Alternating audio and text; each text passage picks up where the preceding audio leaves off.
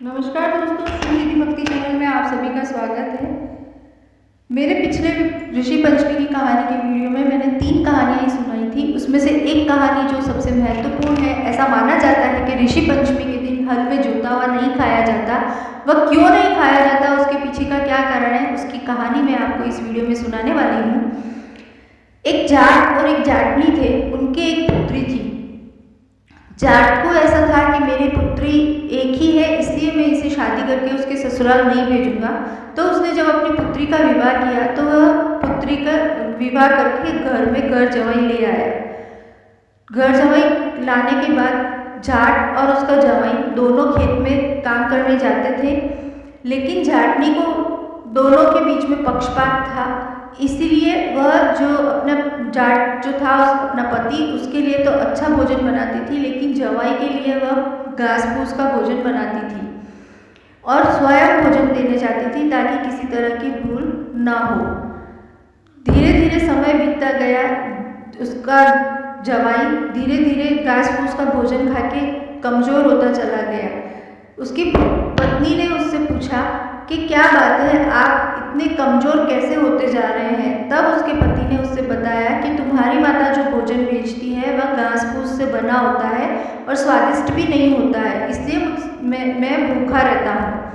अगले दिन उस जाटने ने जब भोजन बनाया तो उसने अपनी माँ से कहा, पुत्री ने, कि माता मैं आज भोजन लेके जाऊंगी। जाटनी ने कहा कि नहीं, मैं तुमसे नहीं होगा। तो पुत्री ने कहा कि नहीं माता, मैं सब कुछ सही कर दूंगी और मैं ले जाऊंगी।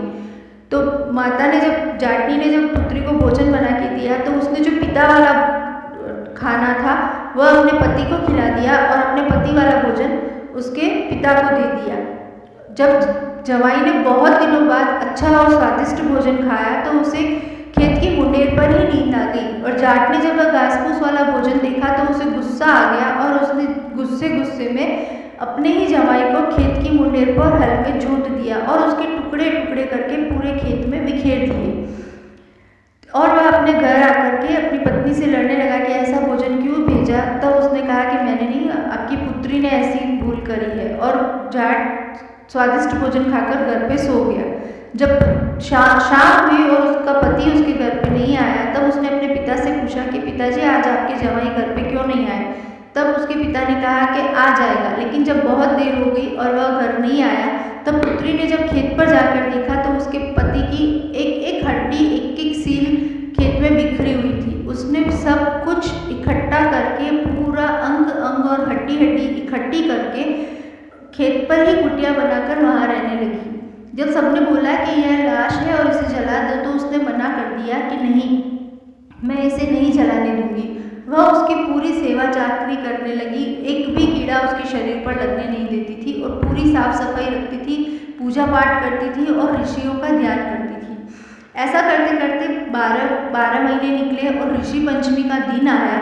तब सप्त ऋषि वहाँ से भ्रमण करते हुए निकल रहे थे और उस जाट की पुत्री की पूजा अर्चना देखकर प्रसन्न हुए और उसके पास जाकर के पूछा कि बोलो पुत्री, तुम्हें क्या चाहिए। तब उसने कहा कि हे ऋषिवर, यदि आपको मुझे वरदान देना ही है तो मेरे पति देव को जीवन दान दीजिए। ऋषियों ने अपने कमंडल में से जल निकाला और उस लाश के ऊपर छींटा दिया और वह फटाफट से उठ गया और उठ के बोला कि आज तो मुझे बहुत नींद आई। तब सभी ने कहा कि ऐसी नींद मेरे दुश्मन को आनी चाहिए, तुम किसी को ना आए ऐसी नींद। लेकिन जाटने ने कहा कि ये मेरा पति है, इसका प्रमाण मुझे सबको देना पड़ेगा।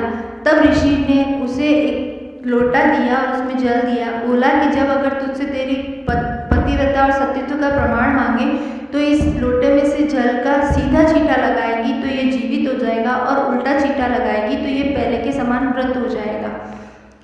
और ऋषि ऐसा कहकर चले गए। जाट की पुत्री और जमाई उसी कुटिया में रहने लगे और जब पुत्री ने अपने पिता को समाचार भिजवाया कि मेरा पति जीवित हो गया है तो सब उसका मजाक बनाने लगे कि मरे हुए व्यक्ति भी कोई जिंदा होते हैं, उसने तो शायद किसी और से विवाह कर लिया होगा। और ऐसा देखने के लिए जब सब जने आए तो उसने अपने सत्यत्व का प्रमाण दिया और कहा कि ये मेरे ही पति हैं। उसने ऋषियों के द्वारा दिए हुए झलका उल्टा छींटा लगाया तो वह पहले के समान मृत हो गया, और जैसे ही उसने सीधा छींटा लगाया वैसे ही वह जीवित हो गया। जाट ने अपनी पुत्री से क्षमा मांगी और माता ने भी अपनी पुत्री से क्षमा मांगी और कहा कि तुम दोनों घर चलो। तब जाट की पुत्री और उनकी जवाई ने कहा कि अब हम घर जवाई बन के नहीं रहेंगे, हम अपने घर जाएंगे। आपको जब भी हमारी सहायता की ज़रूरत होगी हम आपके पास आ जाएंगे, लेकिन अब हम आपके घर नहीं चलेंगे। हे ऋषि महाराज, जैसा जाट की पुत्री को आपने सदा सुहागन अखंड सौभाग्यवती का आशीर्वाद दिया, ऐसा सभी महिलाओं को दें, ऐसी हम कामना करते हैं। और यह व्रत सभी महिलाएं करें, यह भी हम सबसे निवेदन करते हैं। तो दोस्तों, आपको मेरी ये कहानी कैसी लगी? अगर आपको ये मेरी कहानी अच्छी लगी हो तो आप इसे ज़्यादा से ज़्यादा लाइक, शेयर और सब्सक्राइब करना ना भूलें। जय श्री कृष्ण, जय श्री श्याम।